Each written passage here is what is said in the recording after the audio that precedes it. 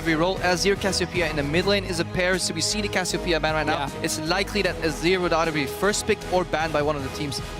And then there's a jungle too, Diffusio. The junglers, obviously, Rek'Sai, Gragas, and the Sejuani as like the 3 best ones, but none of them has been banned. They were instead Fnatic. This is what they did in the spring finals. It was Cassiopeia, Morgana, and Annie. That was the 3 bans in all 5 games against Unicorns of Love. And then they tried to bait them into first picking Thresh for Hylissang, so they could take 2 of these strong picks. Because obviously, on purple side, if you can get 2 of the really contested picks, a lot of teams would say that's the better side to be on, but we need to see how Fnatic can and will use it. And the crowd has done this for us, you know, Huni. He's definitely targeted here with 2 bans here, with Rumble and Hecarim. But Unicorns of Love, they opt to ban out the Azir, opting for maybe a better first pick for them. I'm not sure if I like that. Maybe Victor. So we have to keep in mind that during MSI, a lot of teams were banning Azir against Febiven as well, because he'd been performing so well in scrims. And this is more also because of the Cassiopeia ban. They don't want to have to first pick Azir and don't want to risk Fnatic taking them in early rotation. But Kalista was left open. And this is a bit of a different style for Unicorns of Love. It's not been about Vardax as a main carry. Now he's on a champion where he has to win his lane and be a bully to snowball. I like this pick because Kalista traditionally does very well into Sivir, and Fnatic is a team that plays with a utility AD carry and then focuses on the solo lanes a lot more. But Kalista does so well against it that Reckless might be forced to pick Urgot here. Well, we'll see whether or not Reckless does. That's the first time Vardax has played Kalista all year long, including their playoff games and the regular season. Yeah, and for Fnatic, I mean, so there are 2 support bans already. Okay, so Bard is enabled. Bard is enabled. As is Victor. New Ashe as well. Reworked Ashe is up there. 5.9, so there a lot of new ones. All right. Diffusio knows Bard very well. Yeah, I think so too, actually. I've gone to the Crippo Bard school, and I've tried to learn as much as possible. Let's wait until we see the Bard, actually. We see Gragas here, Hubbard. We mentioned how there were 3 junglers right now. We've seen almost every single game either banned or picked. In this case, the Gragas is not really surprised. I like this pickup here with the Ashe. I like this. I think Ashe actually does pretty well into Kalista with the She has a very, very good laning phase. And to me, the new reworked Ashe here is one of the most rewarding AD carries if you have good positioning and you know how to really time her abilities. Reckless is known for that. UL's bot lane got a lot of kills though in the previous splits. When they had Morgana Thresh. If they can close the gap on the Ashe, like if she starts falling behind, she can go from 0-1 to 0-2 and 0-3 really quickly. However, Yellowstar and Reckless are pretty good at playing safe and calculated in their lane, so we might not see that. And I want to see if Nautilus is going to be the support pick then from Hylissang in here, so you can basically target the CC on the Ashe and you know you're going to get a chance to lock her up. Or, of course, Annie can do the same with the Tippers. So I really like the response here for Unicorns of Love. They say, we know you have an immobile AD carry. Double hard engage. Double hard engage instantly. Our AD carry as well can stay behind on his own and he can dance around and basically be safe. Yeah, and you pretty much play yo-yo with Annie. You know, you see goes in, she flashes 10 Tibbers, and then you pull her back out with the ulti, throw her back in for an extra knock-up. Maybe she charges up another stun, and then her job is done, and she can die. So we have to look at what Fnatic can build outside of the jungle AD carry, because what Ashe does as an AD carry, she enables hard engage, which means you can now take a top laner. Had maybe Cassiopeia been open, and it would have been okay, because you don't need hard engage on that role. We've seen Nautilus from Yellowstar quite a few times as well. So I feel like there are some good options for Fnatic, and Ashe just opens up so many doors in the way you can build. When you see Kalista, you pretty much want to go double tank, though. At one point, Kalista can't tear through those tanks as easily, and that's going to make it easier for Fnatic to win his games. So we see a Gnar pickup, and then the Alistar. I like Alistar as a counter engage, because even if he gets CC'd, he can pop his ulti immediately and go for a combo. Unicorns might be telegraphing a possible Sejuani pick here, right? As Alistar is really good into that. So this is pseudo prediction, good safe pick. Although the lane's going to be a little wonky, so you might actually see a swap. Fnatic, though, is really building a comp that can protect an AD carry. As long as the flash Tippers from the Annie doesn't land in the face of Reckless, this front line here provides so much appeal. Like, Gragas is one of these junglers who has so many different roles he can fulfill. He can be the guy to start the fight, he can be aggressive early game, and he can peel for an AD carry. So that's very effective for Fnatic in terms of the overall team fight. We have seen quite a lot of Evelynn, which also could be a jungle pick if you want to have the flank coming in. This one would purely be to buff up the AD carry, though. Well, I definitely want to mention on the side of Fnatic, there's not a whole lot of damage in the early to mid game just yet. On the side of Unicorns of Love, they've got a few seconds before they decide, and they are going to be running that cog more middle. When Power of Evil's run it in the spring split, he was AP, and he tried to play as safe as he could until level 11. Seems a little weird. Just poke mid laner with this like hybrid, all-in comp on the rest of the members. Not sure. I'm surprised we didn't see much Victor here. As far as I know, he is enabled, and he could have been like a meta pick because he was played a lot back in the day. Yeah, so Didn't come out. Victor is basically seen almost at the level of Azir and Cassiopeia, especially in terms of his late game damage. And also he has a very safe laning phase. It could have been a blind pick, but this is a comfort pick for Power of Evil. We have seen it time and time again. Clearly, he's not afraid of taking it without seeing what we can get in from Febiven. Zed has been nerfed here, so that's one of the counters that was good against this pick, which is now slightly worse, at least in that sense. But Fnatic, they're going to rely a lot on this engage from Reckless and then follow up, because they got like 3 champions that can follow up really, really well. Now even 4 with the LeBlanc on that arrow. I like the LeBlanc pick. I think it punishes Unicorns of Love in many ways if picks can be made. You can shut the Kog'Maw down. You can even snipe the Annie if she gets behind.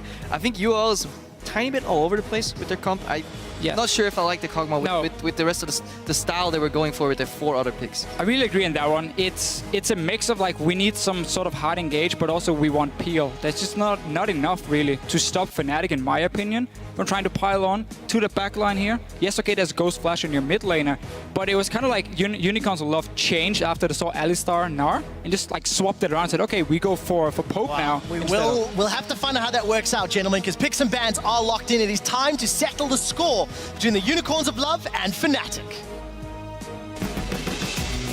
And Fnatic have an uncontested Nexus, and they will finally win the Spring Split! I want revenge. After we play final with them, I really think that they're a really strong team. The games against Unicorns are very chaotic, that they just fight for no reason. I want to play against them now with Reckless as AD carry. We had new pocket picks and new strategies and whole different stories, so they can't prepare for us. Fnatic will try as hard as they can to win the game as well, so I can imagine just a bloodbath as always. A bloodbath as always from Power of Evil. Unicorns of Love and Fnatic are on the rift for Game 1 of the 2015 Summer Split. Gentlemen, I did have to cut you off in picks and bans to hear from the teams, but let's pick it right back up. Yeah. With that last pick from Febiven, LeBlanc on his Assassins in some favorable matchups. He 1v1 Faker a few times and really stepped up in the playoffs. Let's see how he does today against Power of Evil and the Unicorns of Love. And I think it's a really, really smart pickup, especially because you look at the picks from Unicorns of Love with the Nunu jungle as well. There's not going to be a whole lot of pressure on the lanes, and Nunu can't really contest these early wards here that Fnatic loves to use. We always see them very early on pink in the rivers, so they can start roaming between the lanes. When you have Gragas and LeBlanc, it's one of the strongest 2v2s you can ever have. That should be full control of Fnatic to then go down and gank this Kalista Annie lane. That's so annoying to deal with if it is a 2v2. So in reply to that Nunu pick, a person I want to watch is Reignover. I want to see how he controls the early game of this game. I think it's going to be vital for Fnatic, whether they start snowballing, making those picks. We said in the introduction, Fnatic, they make a lot of kills in the 0-15 mark, and it might happen again. I wonder if Reignover is actually going to go for an early side clear, 2 or 3 camps, and go for a cheeky level 2 gank on mid. Definitely seen Reignover being very active in the early game beforehand. He had a great showing at MSI. Notice what Fnatic did just before. Febiven jumped over the wall of the dragon, placed the ward on red, so he's going to spot Kikis and see where he starts once he either goes for red. If he does that, that's what you often see if someone wants to go for very, very early play, where you can get red buff, take 1 camp and to get the blue buff, and you have double buff before the 320-minute mark. Now this gives a lot of information. Both buffs are warded as far as I know, and then this basically can let Fnatic deduce what UOL is doing behind the scenes, right, in the dark. They actually prediction swap from UOL, but not matched by Fnatic. Fnatic is just going to do the Grump here. Ashe, Alistar pretty slow on doing that. No W taken either to move the Grump closer to the lane. They expected a 2v2 and they were willing to take it, but Hylissang sees that it's a lane swap. He's going to take full XP here, hit level 2, and he might go straight mid. Fnatic does have vision of it, so the whole surprise is kind of gone for Unicorns. We have seen this strategy quite a few times in the EULCS. They already pinged him. Reignover He's going to find a jungler. Yeah. 2 guys, he's just going in to see what he can find. No gank should be able to happen because Fnatic has been able to follow him since the Grump. Well, we'll find out what Hylissang and the rest of Unicorns can do as we do see that lane swap coming in. Let's touch on that Reckless Ashe, as it is the first time we're seeing that reworked Ashe in the LCS. Yeah, rework. We're not going to see too much. Like, she's in the lane, so if there's nobody... She kills those creeps though, definitely. She will destroy these creeps here. But notice how both junglers, they were starting on the weak side of where the dual lane was going. We had the Nuna take red buff on his own, and we had Gragas Gnar take their own red buff on top side. So now we just swap down. Both teams are basically sending 4 guys down towards the bottom lane. Let's see if there's an early dragon for Fnatic. That's very hard to do now with the new buff dragon. Yeah. The way this went down though makes the game pretty predictable because there are no freezes, right? Both lanes are slowly pushing into the towers. Basically, both teams are working with a lot of information, and I think this favors Fnatic in a sense so far because they get their rough bottom lane through the lane, even though I don't know if they counter mind gamed UOL or if they're just very, very confident in their laning ability. Reminds me of the old 4v0s that we saw towards the end of last year. You do see UOL a little later to joining that top lane party, but do have a whole lot of minions to work with, and it looks like Fnatic will secure the first objective of the game in this bottom lane tower. And let's see if Fnatic wants to bounce the wave here, or if they want to push it very hard in and try and go for a tier 2 tower in case Unicorn stays on the top side. You can see how they're now just waiting for the tower to clear out as many minions as possible. They may have overpushed, so that tower might still go down. This tower is going to die, and there's going to be loads of minions left to push it down to the tier 2. So there will be some farm to be picked up. Oh, no, minion stop. There we go. I think it'll push back, and Huni will stay here, so that's good.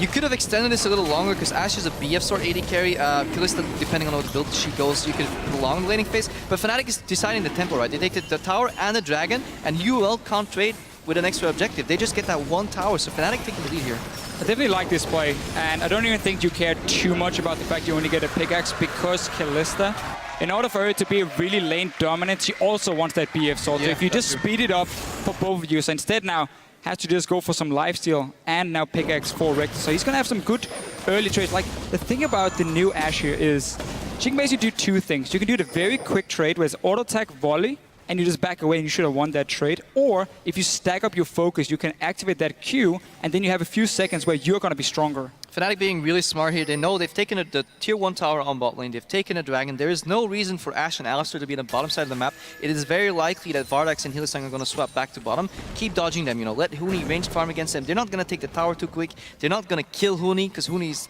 pretty good at, you know, dodging these devs. And then they're just going to go for another tower, and Fnatic is just scaling that Ashe upwards and upwards until they get comfortable levels, until the Alistar hits level 6 and can start roaming and tower diving. I want to see how Fnatic handle themselves once they do get Reckless to level 6. Because they do have a combination of champions that fits their playstyle, finding those kills. But this level of coordinated defensive play almost is quite uncharacteristic from Fnatic. We've seen it from UOL when they run their range poke mids. Reaction from Fnatic here, bot lane's frozen by Vardax, so they send more members up for a cross-map objective in the top lane. We can see both teams are reading the exact same thing here. Unicorns knows by freezing the bottom lane, they have to send guys up and defending the top tower before Fnatic even moved in position. So we got 4 guys versus 3. Everyone is against each other. Let's see if Fnatic want to try and go for any of these aggressive plays, Trevor. They want to go for the Annie here. See if they can focus them down, gentlemen. 4v3, Fnatic are looking, they want it. That's a 2-man stun from Hylissang. It's going to dissuade the aggression as the minions have been killed out. You see the Yeti going onto the horns of Yellow Star's Alistar, and he's been caught out. That's a 2-man pulverize. The rest of UOL peeling away. Now it's Hylissang that's in trouble. The barrel and the volley slows him down. Huni connects with a boomerang, but nobody's caught just yet, and everybody gets out alive. I really like them. The Fnatic playing with their number advantage. Yellowstar held on to his flash actually because he knew backup was coming. Huni, however, a little overeager, had to blow his flash. Oh, it is a level 3 Gnar that needs to back away. 15 CS versus the level 4 Chachi, and we did see Power of Evil's Roam forcing that summoner spell. If you look down the CS numbers, even as far as the opposite numbers are correct. So let's just see who can get the advantage from all these shenanigans. Yeah, Unicorn staying and trying to defend. Here's the dive. Oh, they've got on Hylissang. That's the bounce and the hop. First blood goes to Reckless. He's back for Fnatic and he's already on the board. Takes 2 turret shots before he's forced to peel away. Rain over Huni and Yellowstar. They want Kickers. They get Kickers. Vizichachi's the next target before Rainov is forced to flash to safety. The volley, and that's 2 kills for Reckless. Fnatic 3-0 at the 7 minutes. And I just love how they stay up here because they know they have the 4 guys. They have good poke as well from Reckless, and they're just waiting for one mistake from Unicorns of Love. Notice if we get a replay how Hylissang was standing a bit further behind the tower, behind his teammates, so Fnatic could jump him, get the tower aggro, and quickly step back out of it, and therefore juggle it really well, get that early kill, 3 kills even. Now it's a bit late. Look at that, Power of Evil forced to flash. 110 HP, the Ignite's ticking, the Ignite's burning, the Ignite is not enough. And Power has the evil to survive. And I just want to highlight, you know, we said it before, Fnatic is just more efficient. They read that freeze beautifully, and UOL, look at the bottom lane right now. Kalista is doing nothing, and they chain that CC so beautiful. Knock into knock, multiple knockups, Physio. And look at this from Yellowstar. Because Annie is so far behind the tower, he can go in, he can tank up 2 or 3 hits and safely step out before he ends up dropping too low, and therefore now these big tanks and everyone from Fnatic just dancing in and out means they can keep diving. Notice how there was no tower again for about 2 seconds right there, and they waited for one of the tanks to pick it up and then juggle it again. Beautiful execution from Fnatic. They're playing with a new member, Reckless. He was involved in that tower dive, and already they're perfectly in sync. Fnatic is showing up today. And this right here as well is one of the reasons we don't very often see someone freezing lanes anymore, because it simply opens up for the other team to make an active play, an aggressive play on the map with a numbers advantage. Vardax was just sitting stuck under his tier 2 tower. There was no reason for Fnatic to ever back away and go back to defend, because he was just stuck there. And the worst part is, once things start going wrong, Vardax wants to start pushing out his lane, because he just built up a lot of gold. He wants to go shop. But at the same time, the mistake's already made, so Reckless is coming from base with a BF pickaxe, you know. Now Vardax is getting can be zone off the wave that he froze earlier. Yeah, and just very quick to take note, Hooney's picked himself up that Giant's belt on his gnaw. Keeping tabs of that. We've seen some Black Cleaver builds in some of the other regions, so we'll see if he sticks to this full tank. But Reckless left alone in the top lane with all of that attack damage, and a Vizicachi to run down if he wants to. Just getting everything he wants at the moment, and so is Fnatic, because Hooney could go down and catch the big wave here. Kalista obviously not really that great at instant pushing it out so early on. But you pick Kalista, Annie, one of the strongest lanes in the game, and you don't adjust your game plan to at least get a 2v2, get an objective, get any type of skirmish. No, you sit there and freeze with the stronger early game carry, and you let your late game carry on the other side be protected by his team. Very, very poor strategy by UL so far. Yeah, and you definitely cannot disrespect the damage late game from an Ashe after this rework here. The Q from her is insane in terms of what you can do as long as you time it correctly and you don't get forced out of the fight. I want to quickly talk about Power of Evil and his items here. He was one of the first players to start bringing Luden's Echo on nearly everything. He normally builds it on these long-range poke champions as well, but he's adjusting because he's laning against February and on LeBlanc. He's going to go for the Athene's build. It is less poke damage, but you're going to have some more mana regen, and you're going to be a little bit more safe when you're sitting there and poking from range. Fnatic's playing really well as a team. You know, they had a lane pushing out on top lane, but instead of forwardly pushing it out and not losing the farm, they recognize that Dragon's coming up. They're sending Reckless to the bottom. Huni is top lane with TP right now. UL started Dragon. Is Fnatic going to contest that? The thing is, if they can manage to build up the rage bar for Huni once he gets to these minions here, he does have the TP ready. Fnatic is moving. The arrow is very strong here early on, but this is a Nunu Kalista. This Dragon was like 2k HP. It's dying. Wow, 10 minutes 40 on the clock. Take a look at the gold difference. Only 3,000 in favor of Fnatic. It is 1 Dragon to 1, 2 towers to 1. So Fnatic hold on to the objective lead as we're 4 minutes away from those graphs we looked at earlier. A much more controlled, aggressive play from this summer split version of Fnatic. They're not giving away any deaths right here. Let's see what happens. So Hillsang is walking in. Yellowstar's gonna spot him. Oh, the arrow, it flashed away! That was close. Felt like Reckless held on to that crystal arrow just half a second too long. Yeah, but he wants to do it. He has to chain it perfectly, because otherwise he has no time to follow up, and then Hillsang will flash after the damage anyways, and we just wanted to make sure that he either gets the kill or he doesn't get it at all. Getting the flash burn from the main engage on Unicorns of Love is a big deal for Fnatic all game long. Eventually she will get Tibbers. Not yet. She will get it soon, and then you know she's gonna flash Tibbers onto Reckless. If they keep doing this and try and force it away from Hillsang, it's a win for Fnatic despite not getting a kill, because it now means you can play more aggressive in your lanes as well. You don't have to be so afraid of this combo coming from Kalista Annie soon.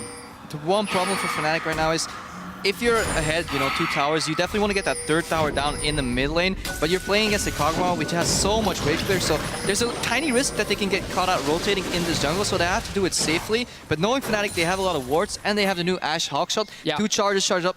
If they get caught, it'll be a big mistake. And here's what I would do if I'm Fnatic. I would wait for my Infinity Edge on my Ashe here, because it's such a big deal for her, seeing as she's always critting with her auto attacks, with the new modified crits here. So just getting Infinity Edge completed is a 30% damage increase just straight away, boom, right there. Get that completed, then you can walk mid, you can try and shoot Power of Evil with the arrow here. If he gets hit or just get poked out, that tower is yours, and that's how you can slowly play it and just wait for at least 1 item spike before you become too aggressive, because right now they have fine control to just sit passively in the lanes and just collect the farm. Well, we do see the fans at home and in the audience are in favor of Fnatic. 75% of the vote for the Spring Split champions. Yellowstar has to play back a little bit here, still level 5. He can get insta-pop. Once he hits level 6, he can actually put up more what they call forward zone. He can walk up and create zone for Reckless in a way that if he gets hit, he immediately pops his ulti and can counter-engage, and that way they can lane easier. But Febiven's going on PoE. Oh, let's see if he can find the kill. Ignite's available, but Febiven decides not to follow up after using his full rotation. Talking about the zone here, we can even say Febiven is somewhat doing the same in the mid lane. Fnatic always plays this way here, and it becomes even more impactful when you look at these pink wards we mentioned earlier in the game in this river here. So they take over the river vision, meaning whenever this Alistar or LeBlanc jumps forward, you think to yourself, there's a chance the jungler is here. So I cannot go and trade back, I cannot go all in, because I risk getting ganked then, and you just have to always back away. That makes you lose the trades, and you just slowly fall further and further behind then. Yeah, good tempo from Fnatic so far, and also just like really good vision control. The one thing that speaks for Unicorns right now, they have that cheeky little pink ward down at the Wolves. Sometimes they will see Reignover rotating without him knowing that, but they haven't found an opening yet. 0 kills with the Kalista Annie lane, Maokai, aggressive jungle like Nunu, and only 1 dragon. UL is behind the curve at the moment. And here's what UL is waiting for. They want level 11 on Power People, and they want that Luden's Echo completed. That's where they always start grouping. They're doing a little bit early here compared to normal, but it's a good rotation because the lanes, we had the Gnar sitting top, and we had both Reckless and Yellowstar sitting bot lane. So it just got a bit of free tower, but you're waiting for level 11 on Power of Evil, then you start making plays. Yeah, and Power of Evil did pick up some damage just a moment or two ago with that needlessly large rod. Still no, complete ticket items, whereas Febiven, Morello Namikaze as well as those Sork shoes, chilling Smite versus challenging Smite in the jungle. Sidestone picked up for Kick, it's no surprise there, but really Fnatic, they've got their lead, they've held on to it, and they've not made any risks that could be punished. I think this game will stay in a passive state with gradually moving the ward line up from Fnatic until the next dragon, and then we might see some action, but it's second dragon for both teams. Not entirely sure. They're moving to the jungle though. Oh, Yellowstar, he does have that Unbreakable. He decides to engage. That's a flash pulverize. He headbutts Power of Evil into Febiven's hands, and Reignover knocks him right back in. There's no way for Power of Evil to get away. I was wrong, Trevor. And that's another kill we both were, Crepper, because I wasn't expecting that. The Yo-Yo gets pulled back, and Vardags throws him right back forward. Hillisang trying to find somebody from Fnatic to jump onto. Huni does have Mega Gnar, level 9. Let's see if Fnatic can find anybody else. I'll be happy with the mid tower. Yeah, they break open that tower. That's so important. It is. So we didn't get the vintage on Reckless before they did it, but they did decide to swap in mid. Felt like now is the time to do it. They're pushing out for another one. Look on the flank here. We have Maokai coming in and Annie down on the bottom. We'll have to see whether or not they can make an impact. Reckless has still got that Crystal Arrow available. Holds onto it for the time being. The Unicorns only have like 2 forms of engage, either Annie being thrown in by Kalista or just flash tippings, and then Maokai, but they're so far behind and there's so much vision from Fnatic that they're such a good team, they won't get flanked that easily, and it's looking really good for the Unicorns. And look at that last play. We were seeing 2 guys sitting in mid lane, pushing it down. Suddenly Yellowstar walks in alone near the Raptor camp. It looks like he's getting caught out, but this is where Fnatic always does it so well, because Reignover was running from the other side of the tower already. 2 guys were running down from mid lane, so instantly, as Unicorn showed themselves, Yellowstar popped his ulti, headbutted Power of Evil back. That was a kill, that was a mid tower, and that's there. It looks risky, it looks very crazy, but they always seem to have a plan with it. But it's like Daylor said in one of his interviews, that's a coach for Fnatic. They make plays with high expected value, They have the really good combo there. They kill somebody and they immediately take a tower. Earlier, Kalista was freezing the bot lane. Fnatic, they grouped up on top. They dove, CC chain, juggled the tower aggro beautifully and got the tower. Now they dove again, knock up into knock up, and they got the tower. Fnatic's playing calculated. They have a goal in mind every step they take. And they have a 5,000 gold lead to play with. This is sort of the styles of the 2 compositions that we saw towards the end of the spring split, but Fnatic has just gone multiple levels better. The aggressive teams at MSI outperformed the passive teams at MSI, and it's Fnatic that are deciding the moves, deciding the engages, and they are making UOL dance to Fnatic's tempo. But UOL wasn't aggressive. They have this passive farm poke mid lane, which is fine for them, but they didn't use the Kalista Annie at all. They didn't use the Maokai TP, no flanks. I think they're just not used to the LCS anymore, Week 1, they're just starting to get into it. They had a little break. Hopefully, it'll get fixed. But also, it just seemed like in Champ Select that they had this plan on the first 3 picks. You know, a lot of hard engage coming in. We want to try and dive onto the AD carry, and then you saw the big tanks, and you just completely changed it. So with the Nunu pickup, in this case here, to help the early game, he's not going to add any pressure. He's not going to help your 2v2 lane become even stronger or help your mid lane or sit and farm. Yeah, well, the one thing we do have to highlight, the outer ring of turrets with the lead is always the easiest of objectives to take down. Let's see if Fnatic can push onto these inner rings, and if they can maintain that line of vision that has served them well till this point to avoid that hard engage from Hylissang with Flash, from Vizichachi with However, PoE has shown he's a fantastic Kog'Maw player, and if he gets a couple more items and starts poking people down and the right people down at the right time, Fnatic may not have won the game just yet. Sure, not yet. However, the comp they do run as well. I mean, I'm such a big fan of the new Ashe. I think she's absolutely amazing in professional play because of all the things she can.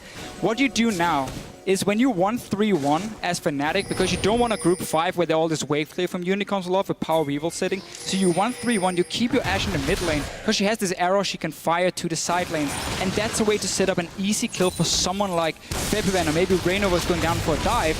And that's how you break open the defense of Unicorns a lot, and you then get a tower. Because if one guy dies, suddenly Unicorns have to move around all the pieces on the map to try and defend that tower, and that opens up somewhere else. Fnatic last bit was notorious for sneaking these cheeky Barons, you know, 20 minutes, 21, 22 minutes. Even in solo queue, if you ever play against Yellowstar, you have to ward that because at one point he'll rally his team behind him and just get that Baron.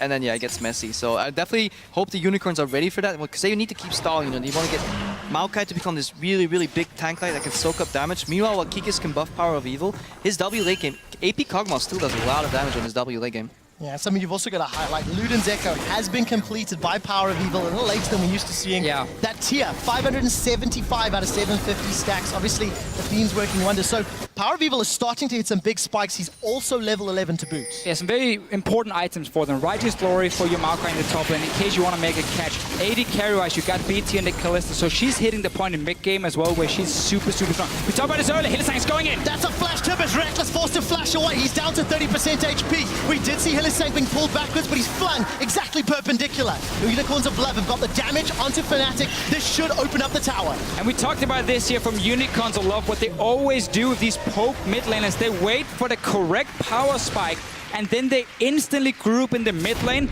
and they start pushing it down. This tower didn't get a kill sadly for them, but at least they got some gold.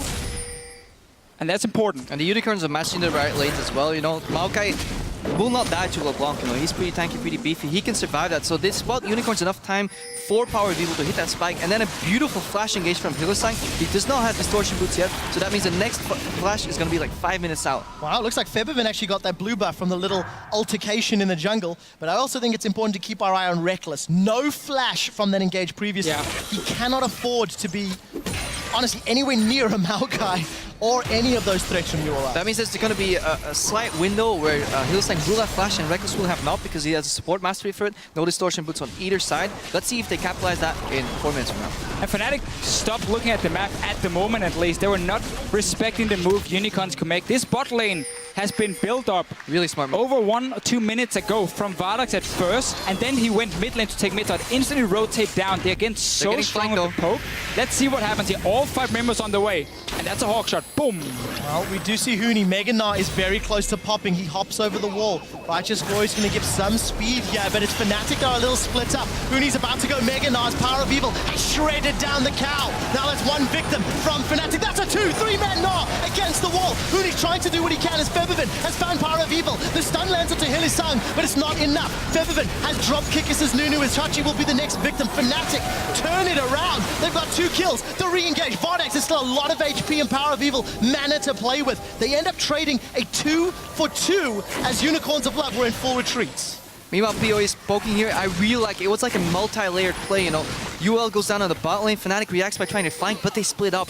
And in reaction to that, you saw them. You saw UL turn around and take the fight, and you were wondering why, because Power of Evil was coming from the mid lane, blood boiled by Nunu, and they immediately took care of Yellowstar. Good reaction from Fnatic though. The double knock-up into knockback into Gragas barrel was almost lethal. Just watch the arrow in this fight later. Yeah, and also Fnatic, we have to highlight they're missing so many key ultis and even flashes here for someone like Reckless. Look at Yellowstar, he's the first target because he had to use ulti beforehand. So Unicorns does get the first. Keep your eyes on Hylissang right now. He's going to block the arrow for his mid laner in about 5 seconds, and this basically wins them the fight. Also Huni on the Gnar, getting 3 guys blocked in. Febiven then with the damage, and Reckless joining now very late, but he has to be very careful in how close he gets to this Maokai, so keep backing in and out. And in the end, the teams will trade 2 kills for 2. Vardax, oh sorry, Hylissang got the very last one. And such a confident play from Hylissang. Any other support, they would have opted to basically get thrown out, but he goes back in knowing he has another stun ready, he has tippers ready, and that makes the trade 2 for 2 instead of a 2 for 1 for Fnatic, and it just shows UOL is comfortable again on stage. Scary thing is UOL are still about 4,000 gold down. They need to not give up more objectives. We do see PowerBeetle securing his blue and the rest of Fnatic around the river. And that's really where we have to give so much credit to Unicorn to Love, how they're not afraid to pull the trigger once they felt they were strong enough to make that play in mid lane. Had Fnatic been able to, you know, expect it or predict it, they would have been 5 guys there already with a 5k gold lead, forced a fight with the arrow and just won it straight away. So I really like how Unicorns are just looking at where Fnatic is on the map and instantly reacting to try and get down some of these towers they need. We saw last splits, teams would go passive once they were behind, but Unicorns, they went passive, but they charged up, you know, they waited for the right time to strike, and then they got objectives and they stayed into the game, and that's really impressive because other teams would have just gotten snowballed on by Fnatic. Yeah, and something we also have to highlight, 23 minutes in, there's 4 Dragons been in this game, 3 of them by Fnatic, and actually very early on we had that graphic pop up. Unicorns of Love had 2 victories that led from 5 Dragon games during the spring split. Fnatic at 0.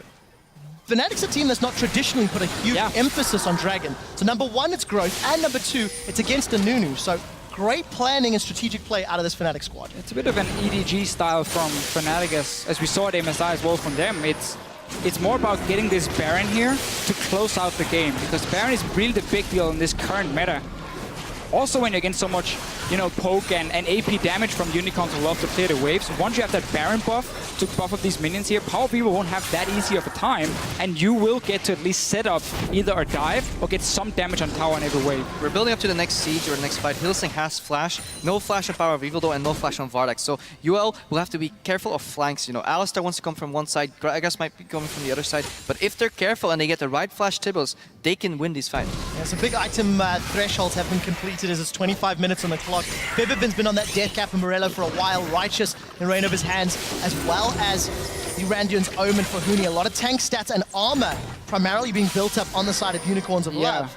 As Vardax, he's got his Hurricane, he's got his Bloodthirster, so there's a lot of sustain if he doesn't get burst down. I remember Hurricane as well got a small buff here on this patch. It is, as like a second item, damage-wise, the strongest, but he's still gonna have that problem later on in game where he doesn't have any crit to take down some of these tanks from Fnatic. We're gonna have to see if it's gonna be a problem for him. Also adds in obviously, so makes a way clear. But if you look also at the big tanks, you highlighted the armor from Unicorns a lot. We can see how both teams, tank-wise, are building to engage on each other. Righteous Glory, first item for Reignover, not going frozen hard or anything to stop some of the damage from Vardax or the auto-attacking coming in from PowerBeetle. That's going to be a key item for him later if he wants to stack some armor that way. But for now, it's about engaging from Fnatic, it's about engaging from Unicorns of Love and smack into each other. There's a lot of pressure on PowerBeetle right now because Fnatic is building to catch him out. Body slam flash, you know, double distortion from LeBlanc. They really want to get him because if he falls, the entire, like, he's the crux of Unicorn's lineup right now. If he falls, it's over for them. But he's been playing really well so far. Only 1 death. He's scaling a lot of farm. 224 CS right now at the 26-minute mark. That is a good number. It's a different build from what we've seen the previous times he's run Cosmo. Early haunting guys, get some of that magic pen. So we have seen, I mean, you're right. We've seen many different builds from PowerBeetle. I like this one. You need to get that Leandris for the extra poke damage because, again, for him, it's not even about killing people. It's about poking them low enough so they have to back away from a tower on objective, and that secures it for Unicorns of Love without maybe even fighting at all, which is definitely in their favor because we have this Nunu Kalista that can so easily take down Baron or Dragon if Fnatic is too far away or forced back in base. Basically, the game is in a pretty stagnant state right now, and what's going to happen is what's really important right now, and what you often don't see, is the side lane control. Both these teams want to maneuver the side lanes to a point where they start pushing in their favor, and the other team has to send somebody to react. Yeah, meanwhile, they might run around in the jungle, snowball each other a couple of times, but not much is going to happen. They want to force people down to the side lanes and then group and get a numbers advantage and force to engage that way. But it's a slow and steady process. We talked about this 10 minutes ago about how good Fnatic were looking, and all of a sudden the game is stalled out to the point that Unicorns of Love are now the ones making some aggressive plays. Reignover has gone for the flash body slam, but he's getting caught out. He's stunned. Kikis is trying to do that absolute zero for zone control, but it's Febiven that's on the back line. Pulls the distortion away. Now Reignover is down. The Enchanted Crystal now catches Chachi, but PowerBeetle and Vardax, the carries are locked up against the wall. Febiven's got one more in the background as Kikis is down. Chachi's trying to zone away what he can, but that tree's not going to last long enough. Vardax trying to lifesteal off the Scuttle Crab as he tries to dance and hop himself away. It's a 2-for-1 in favor of Fnatic, but can they get more? Febiven's looking for the chase. Dragon's a minute and a half away. And they're going to risk running further. Unicorn's a little bit greedy here for the first kill on Reignover. Again, it's not about getting the kill, it's about forcing them out of the fights and back into their own base so you take down their towers instead. Here they were chasing for that one kill, meant suddenly they were in pretty risky positions and then got jumped on. We're just going to see the start. Reignover flashing and missing it, but then look how Unicorns are going to try and finish up the kill on him. Look at the rest arrow, of the though. carries, The arrow bro. could have ideally went more to the right instead of on the main tank. We should have tried to hit one of the two carries. Really good Gnar ulti from Huni, though. Yeah, second time. Second Last time. fight down near the dragon, it was the same deal for Huni with the Gnar ultis. Really good setup. This was one of his problems in the spring split. We never really saw him do well on Gnar and Maokai. He's showing up today. I want to highlight though that Reignover didn't miss his flash. Vardex flashed out of the body slam flash. He predicted that the flash was going to happen. He respected Reignover enough. You know, if I see a body slam, that's going to be coupled by a flash to carry over that knockup, you know, with the flash all the way. Vardex predicted it, got out, but he got sniped by Febiven in the back. 2 for 1 though, UL, like they're getting out of these fights, and Fnatic is getting a little impatient there. You know, they have to do these body slam flash engages or get a nice flank off, but it's not working. UL's respecting them a lot. I think a big problem for Fnatic was just they had this whole plan of we do the 1-3-1 now and we try and play around where Power of Evil is so we don't have to push the lane he's sitting into wave clear, and we impact the side lanes with Gnar and LeBlanc. That completely stopped when Unicorns made that move and got the mid tower grouped up as 5, because whenever we have these big 5-on-5s, we see how close it is, and if Unicorns get enough time, they will land the poke they need to be in a very, very good position, and that's a problem for Fnatic. This is interesting. They sent Kog'Maw all the way to the bot lane, and once he got there, he realized that he actually had to be mid. I think this is a mistake by UOL. See what happens mid there. They're going on Kikis. We will find out. Reignover does find Kikis, and Kikis is obliterated by Febiven. We do see Tibbers is knocked all the way back as Vardex has pulled Hylissang in. Hylissang unable to knock up more. Power of Evil is stuck on the side. He can't win his fight. He's trying to get further in. Power of Evil, as you said, on the Tribush right-hand side. We do see him throwing out their Void Ooze, but it's simply not enough. And Fnatic find another engage as we're about to hit 30 minutes. They're back in control. And I want to see the gold because I think Power Evil was close to an item spike and he wanted to pick up that fat buff wave all the way for the juicy farm. But once he got there, he realized his team was exposed in the mid lane. Baron was a threat. And yeah, he was probably close to finish his Archangel staff there. And I think that cost UL a lot. They lost the tempo. He tried to join the fight, but he couldn't in time. And Fnatic, nice control. He's still poking away, and they're stuck near the Baron here from Fnatic's side. A lot of damage from Unicorns. Well, let's see what they can do. Unicorns unable to interrupt the Baron. Really sort of not even fully committed to interrupting it. So let's quickly take stock, guys. 3 towers to 3, 10 kills to 3. And it's nearly 7,000 gold. Fnatic have got the key ingredient that Deficio, you said, was going to crack open Unicorn's base. Baron, and then also the wave already pushing. Unicorns didn't go down to try and clear it. They went mid lane and try and maybe take a dragon instead. They want the Constellation Dragon to at least avoid that 5th dragon coming out from Fnatic. But if that opens up your base... The base is going to open anyways with Baron. Well, Chachi's down. Power of Evil is caught out. The barrel's going to knock them away. Rest of Fnatic get a couple auto attacks onto the tower, but it's not enough. Reckless is going to sidestep at least one of those living artilleries, but they do get themselves another kill at the cost of losing Febiven. And the dragon, of course. So they did end up making a good decision in taking Power of Evil down to defend, while the Kalista could take the dragon. I think it was the right choice. Yeah, I think, I mean, so they lost one tower here. Fnatic decided though to chase for the kill instead of the tower, so we don't know what could have happened had to just played it more relaxed and took the big wave to get some damage, because Ashe as well, with her Q, once you have the 5 stack, can really do a lot of tower damage. But for now, Dragon for Unicorns, Baron for Fnatic though. We're about 10 to 11 minutes away from a potential 5th dragon from Fnatic, so UL just bought them some more time in the game. Obviously they're behind, but they're a smart team, you know, they've learned from their mistake now. They need to keep Kog'Maw central because he's vital to their wave clear. Kog'Maw can clear waves in uneven numbers, 1 against 2, 2 against 3. He can get those waves cleared without being in danger. Yeah, and the thing is for Unicorns, they've been able to stall because of the fact Fnatic has needed to play for the Baron. So that extra couple of minutes may be enough for Unicorns. And the second Power of Evil stepped away and wasn't there to try and land some of this poke and clear the waves. That's where Fnatic, and that's why they built something like Righteous Glory as the first item on Reignover to punish him Arrow and the Gragas going in. That's how you force the fight instantly. Bot lane towers, well, the 2 side lanes here, Unicorns have not been able to control the waves, and therefore allowed Fnatic now 2 towers with the Baron. And this is why I like going for the dragon right after a Baron is down, because you're gonna lose your outer towers anyways. It's a matter of time, you know, either you lose them immediately or you lose them a little later. Those Baron creeps, they're too strong to defend, and it's such a vulnerable position. In your base you're safe because you have safety behind walls, but defending those tier 2 towers. That's too much flank opportunity for Fnatic. UL has to back off anyways, but they bought them some time, you know, 2 dragons against 3. Fnatic siege up for the last tier 2 tower in mid here. I will see that Baron is slowly wearing off. Fnatic are split, 4 members in the mid lane. We do see Febiven hanging out towards the bottom lane. All of the outer turrets are down. Fnatic in absolute control of the map. Now they can see what further pressure they can apply on UOL's base. We just needed one big fight that led to the Baron for Fnatic. Obviously had a few times where they tried the engages. Now 10k goal lead once again. Let's look at some of the items completed for them.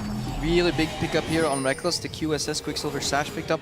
He can basically cleanse out of the Annie stun, and the only thing that can take him down now is the snare to knock up from Maokai, but he can flash that or poke from Power of Evil, and this means a lot. This means Fnatic puts less resources on peeling, because Reckless can take care of himself, and move more resources forward to diving, and that's going to be really important because they want to shut PoE down. And something we have to highlight, if you look at Reckless's CS at this stage in the game, in contrast to Huni, this is a slight shift in Fnatic playstyle. You touched on the CS difference and the CS priority from Fnatic in the spring split. That's a good point. Game 1, it's instantly reversed. But it's also Huni not playing a carry top laner. He's on the tank this time around here, so they are basically saying, we rely on Reckless and Febiven to be the main damage dealers in this game, so obviously they need that extra farm, and as long as they can stay safe, or at least Reckless can stay safe, Fnatic have great damage from here on out. Yeah, versatility and playstyle is what you need once you move towards the world stage. You know, Fnatic, they could play linear playstyle in the season in Europe, that was fine, but if they want to do well at Worlds, it's going to be nice to see if they can play around Huni one game, around Reckless.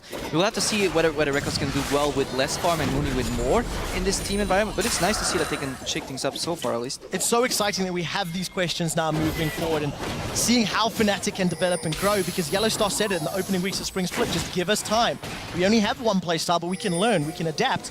And they're one of the teams that's showing it. UOL also, in some ways, they went from just sort of like team fight, team comms to poking mids, which is also great, but it's not quite being executed as well today in summer. It is fun though, it's 2 teams who, despite ending number 1 and number 2 in the LCS, are very down to earth. They're always talking about how we know we have a lot of things to work on, we know we need to fix a lot of problems, and it's really cool to see how they can adapt now during the split. Fnatic already coming off to a great start, but Unicorns are definitely not giving up. I actually like putting Ashe in the top lane here because they have the 3 tanks in the mid lane. In a 1-3-1, your mid lane is prone to getting grouped on, but 3 tanks there makes them really tank. They're engaging. While sidestep from the Ashe, Yellowstar gets in, he manages to get a big knock-up. We'll see whether or not that Maokai is enough frontline. Now Febiven's joined the fight. Hylissang, I think, flash forward for that one. Instant QSF from Reckless, but the massive Gnar against the wall. Fnatic have just won the team fight thanks to Huni. 4 members of Unicorns of Love are down, and Fnatic are pushing through. Huni, once again, delivers for Fnatic. And this is actually all the QSS. I want to listen to the comms right here because I think UOL said, Hylissang said, guys, I got Reckless, flash tippers, I got him. He immediately cleansed out, and this dragged the entire Unicorns lineup forward, and they basically walked into Huni, smacked him into a wall. 20-second death time as Fnatic are going to set their sights on the Nexus. The only team that's been able to defend it a few times was Unicorns of Love, but it's not going to be enough this time round. Unicorns are down, Power of Evil's poking from the side. The Nexus is hammered away, and the Spring Split champions open up summer with a massive victory over the Unicorns of Love.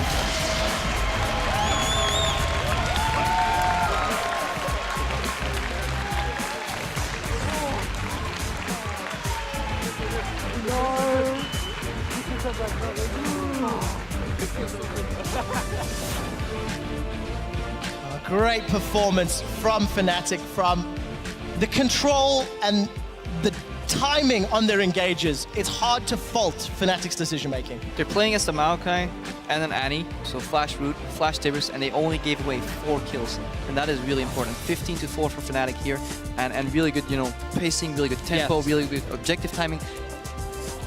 Good League of Legends. And a whole new champion